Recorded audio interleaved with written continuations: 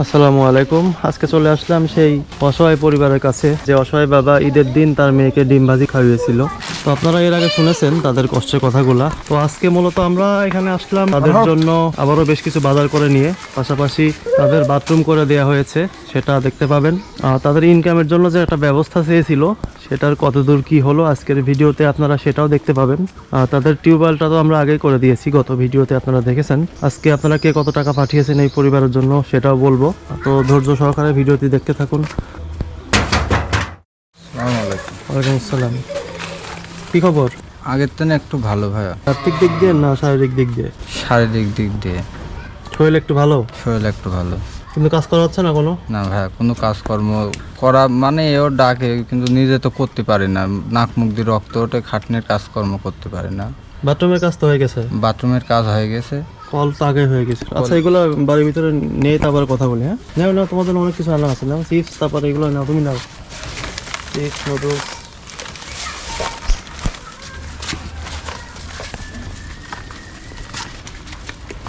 চলেন। আপনার স্বামী কি সুস্থ হয়েছে এখন? এখন একটু কম আছে বেটা, এই যে শুয়ে আছে। আজকে বাসায় আছে? আছে বেটা।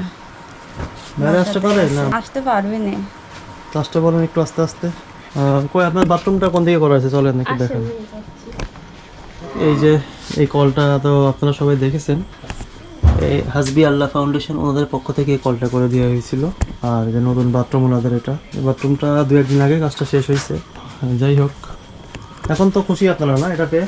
হ্যাঁ, এটা পেয়ে খুশি আছি আমরা সবাই। এখন তো অনেক কষ্ট দূর হলো আপনাদের। হ্যাঁ, অনেক কষ্ট দূর হয়েছে আমাদের। যাক, আলহামদুলিল্লাহ। তোমার কি খবর এখন? ভালো আছি। স্কুলে গিয়েছিলে আজকে? আজকে পরীক্ষা হয়েছে। পরীক্ষায় ভালো করেছো? আপনি ভালো আছেন? তো পায়ের কি অবস্থা? পায়ের ব্যথা আছে। ব্যান্ডেজ খোলা হয়েছে? আনছিল কোথায় জানো? ডাক্তার কি বলে এখন? ব্যথা একটু সময় লাগবেই। না, ভিতরে কি জয়েন হয়ে গেছে? ভিতরে কি রড বা এরকম কিছু ভরা আছে? না, কিছু ভরা নেই। না, কাজ করতে আরো সময় লাগবে তো। কাজ করতে সময় লাগবে। তো সংখ্যা চলবে কিভাবে এখন?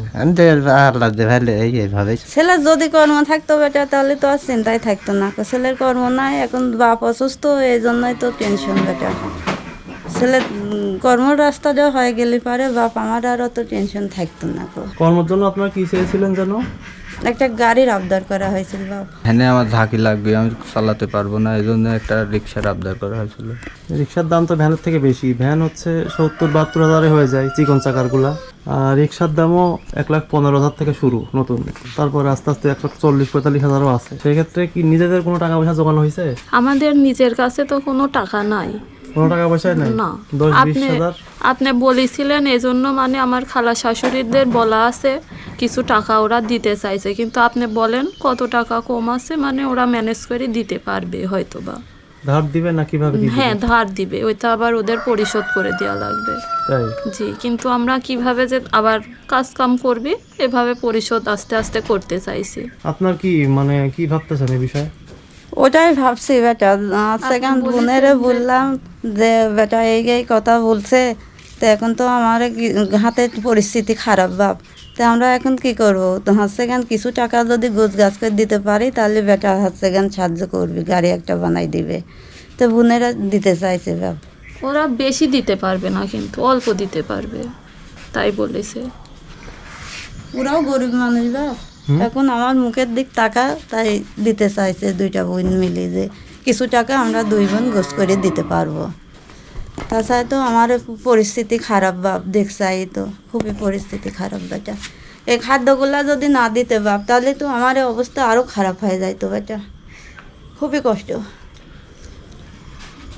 কিছু বলবেন? কান্না করতেছেন কেন?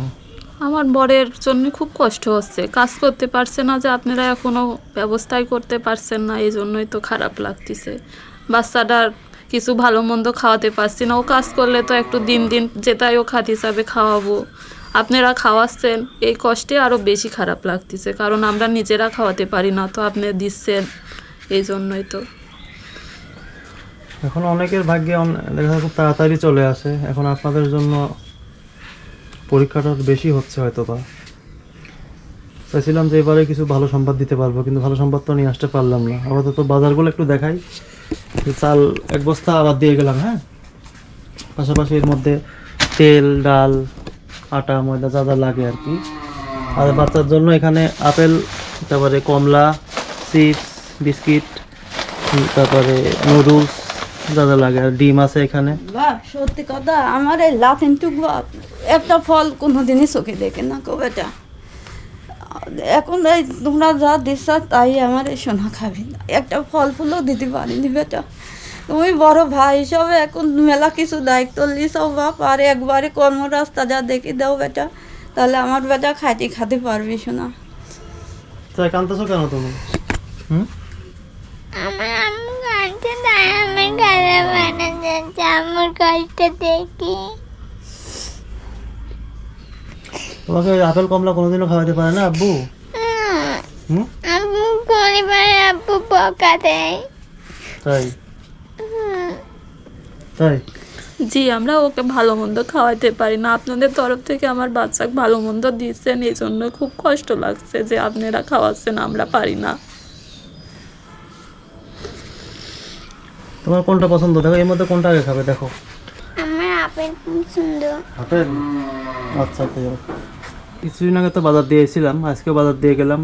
চলেন কিছুদিন এভাবে আমরা চেষ্টা করতেছি, আপনারাও চেষ্টা করেন টাকা পয়সা জোগাড় করার। তো আজকে আমি একটু নামগুলা বলি যে আপনাদের প্রথম ভিডিও দেখে কারা কারা টাকা পাঠিয়েছিলেন, কত টাকা। সৌদি আরব প্রবাসী আমাদের একজন ভাই দায়িত্ব নিয়ে ওখানে তিনি টাকা কালেকশন করেছেন।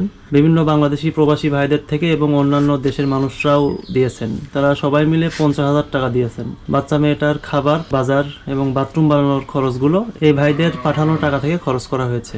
আমেরিকার ওহাইও থেকে একজন আপু 10,000 টাকা দিয়েছেন। মীরা আপু নেদারল্যান্ডস থেকে 14,355 টাকা দিয়েছেন। নেহা আপু 3,000 টাকা দিয়েছেন। লন্ডন থেকে একজন ভাই 3,340 টাকা দিয়েছেন। আফসার ভাই ইতালি থেকে 3,000 টাকা দিয়েছেন। নাম প্রকাশে অনিচ্ছুক একজন ভাই 1,500 টাকা দিয়েছেন। ইতালি থেকে একজন ভাই 3,000 টাকা দিয়েছেন। টিকাটুলি ঢাকা থেকে একজন 2,000 টাকা দিয়েছেন। সৌদি আরব আল বুখারি থেকে একজন ভাই 1,000 টাকা দিয়েছেন। আয়ারল্যান্ড থেকে একজন ভাই 1,000 টাকা দিয়েছেন। একজন 200 টাকা দিয়েছেন। নাম প্রকাশে অনিচ্ছুক একজন ভাই 1,000 টাকা দিয়েছেন। আপনাদের জন্য মোট সংগ্রহ হয়েছিল 93,395 টাকা। বাথরুম বানাতে খরচ হয়েছে 21,000 টাকা। আজকের বাজারে 3,965 টাকা খরচ হয়েছে। এর আগে যে একদিন বাজার দেওয়া হলো, পাশাপাশি সব খরচ মিলায় টোটাল 33,225 টাকা খরচ হয়েছে। বেঁচে আছে 60,170 টাকা। বুঝতে পারছেন? টোটাল আসছিল 93,395। এই পর্যন্ত সব খরচ করার পরেও, বাথরুম বানানো, বাজার টাজার সব দিয়ে খরচ করার পরেও 60,170 টাকা বেঁচে আছে। এই টাকাটা এখন আপনাদের হাতে তুলে দিব। একটা ভ্যান বানাতে হলে তো 72,000 টাকা লাগে, আছে তো আমাদের কাছে 60,170 টাকা। আর রিক্সা বানাতে হলে 1 লাখের উপরে টাকা লাগবে সেকেন্ড হ্যান্ড কিনতে গেলেও। সেক্ষেত্রে এই মাসের লাস্টের দিকে আরো কিছু ভাই আমাদের কাছে অল্প কিছু টাকা পাঠানোর কথা আছে, দেখি তারা কত টাকা পাঠায়।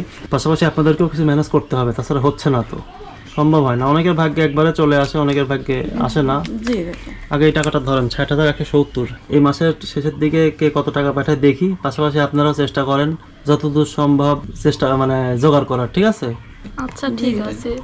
আমাদের মুখের দিক টাকা, ওরা টাকা পাঠাইছে, ওরা যেন সুখে শান্তিতে ভালোভাবে থাকে, ওদের জন্য দোয়া করি বাপ, ওরা ভালো থাকুক, আর ও যেন ওরে আল্লাহ দেওয়ার তৌফিক দেয়, দিতে পারে। যারা আমাদেরকে টাকা পাঠিয়েছে তাদের সবাইকে আসসালামু আলাইকুম। আমাদের যারা সাহায্য করেছে তাদের যেন আরও আমাদের মতো মানুষকে সাহায্য করার আরও তৌফিক দান করে আল্লাহ। আমরা অনেক গরিব, এজন্য আমাদের দিয়েছে, আরও অনেক গরিব মানুষকে দেবে, তাদের যেন সেই তৌফিক আল্লাহ দান করে দেয়।